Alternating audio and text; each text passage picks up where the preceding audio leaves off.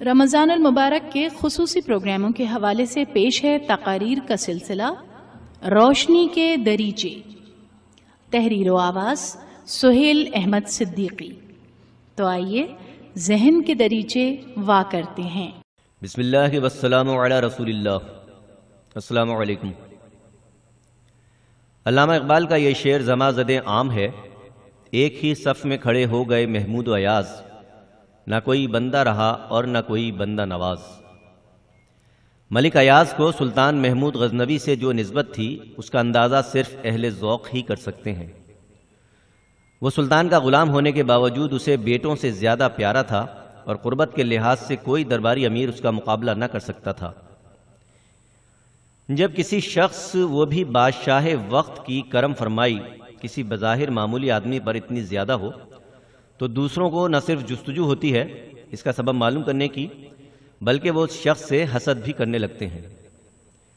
تاریخ میں ایاز کی معاملہ فہمی، قابلیت اور وفاداری کے متعلق کئی واقعات محفوظ ہیں۔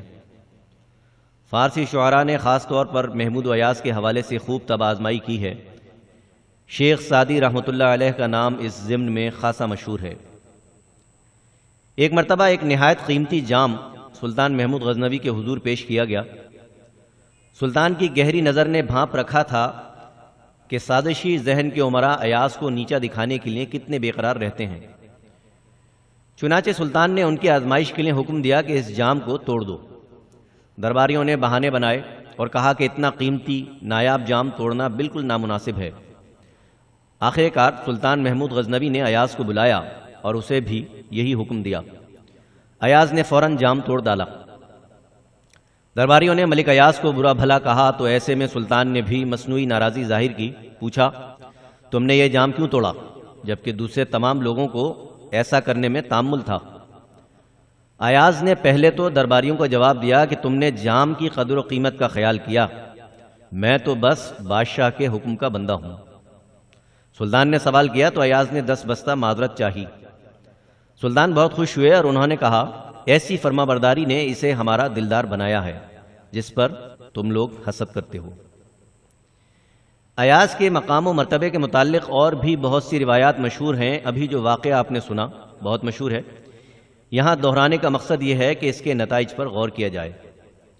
اس واقعے میں سب سے بڑا پیغام یہ پوشیدہ ہے کہ انسان اپنے مالک حقیقی کا بھی ایسا ہی فرما بردار، اطاعت گزار ہو جیسا کہ ایک غلام اپنے آقا کا ہوتا ہے۔ جب آقا کا حکم ہو تو بڑی سے بڑی قربانی سے دریغ نہ کرے، آزمائش کی گھڑی میں سوچ بچار میں وقت ضائع نہ کرے۔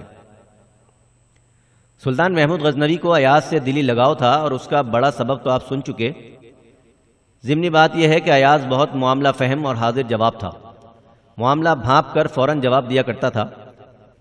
بات حاضر جوابی کی ہو رہی ہے تو لگے ہاتھوں ایک اور پرانا قصہ تازہ کر لیں۔ ایک مرتبہ مغل تاجدار نور الدین جہانگیر نے شکار کے دوران میں کسی گاؤں کے قریب ڈیرا ڈالا۔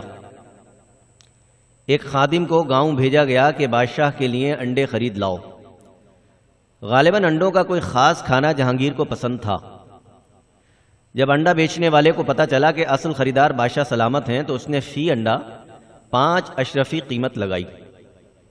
خادم اسے پکڑ کر جہانگیر کے حضور لے گیا اور اس کی گراں فروشی یعنی مہنگا بیچنے کی شکایت کی۔ جہانگیر نے بہت خوش اخلاقی سے دریافت کیا، کیا اس گاؤں میں انڈے کم ملتے ہیں؟ دیہاتی نے برجستہ جواب دیا، حضور انڈے تو بہت ہیں مگر ایسے بادشاہ کم ملتے ہیں۔ بادشاہ اس کی حاضر جوابی سے اتنا خوش ہوا کہ انڈوں کی منہ مانگی قیمت بھی دی اور دیہاتی کو انعام سے بھی نوازا۔ بات کہنے کی یہ ہے کہ عمدہ انسانی اوصاف، ذہانت اور قابلیت کسی کے ماتھے پر لکھی نہیں ہوتی، نہ کسی ایک طبقے سے تعلق رکھتی ہے، یہ خدا کی دین ہے۔ بقول شاعر، یہ اس کی دین ہے جسے پروردگار دے۔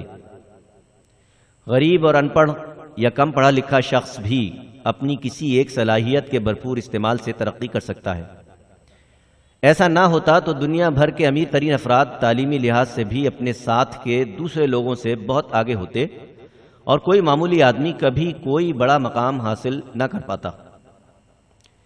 ہمیں ماہ صیام میں یہ درس بھی یاد رکھنا چاہیے کہ چونکہ ہمارا اصل مالک اور حاکم خدائے ذوالجلال ہے، وہ جس کو چاہے جس طرح جب جب چاہے نواز دے، جس کو چاہے محروم کر دے اور جس کو چاہے اچانک سربلند کر دے۔ وما علینا الا البلاغ۔ ابھی آپ رمضان المبارک کے خصوصی پروگراموں کا سلسلہ سن رہے تھے، روشنی کے دریچے۔ مقرر تھے سہیل احمد صدیقی۔